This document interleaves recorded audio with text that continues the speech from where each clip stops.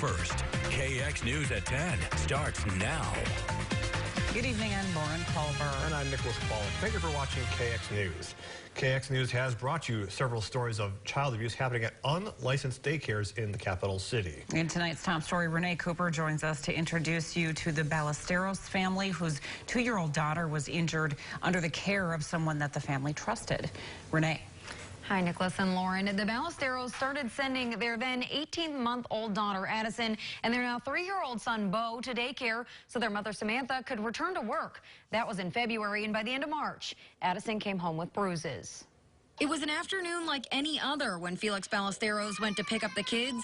He found Addison in a dimly lit basement and could see some bruising on her face. He says the daycare provider told him a toy fell on her. It was only when I took her outside and saw her in the light that I saw there was quite a bit of bruising on her forehead and on the side of her face. They took Addison to the hospital immediately. Police were called and a report was filed. At the time, the police officer had agreed with us in a roundabout way that there was no way a toy could have caused Addison's injuries. But it took the police and social services a month to get out to visit the home. It was extremely frustrating.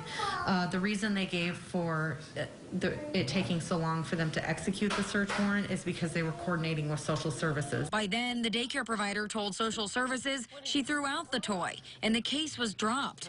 The problem is social services has little control over unlicensed daycares. They don't have to open the door for us if they are an unlicensed facility. We're frustrated that there are no checks and balances in North Dakota for unlicensed daycares. That being said, the director of Burleigh County Social Services says any abuse at any daycare should be reported to them to open up an investigation. Law enforcement will be involved as well.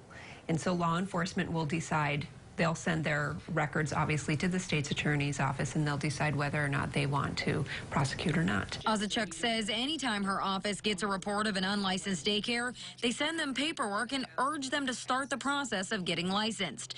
But it's not required in North Dakota. They don't. They don't have to. If someone gets them, they can throw them in the garbage. Samantha Ballesteros says Addison is not an isolated incident. She's spoken to another mom in the same situation, and that provider is still operating.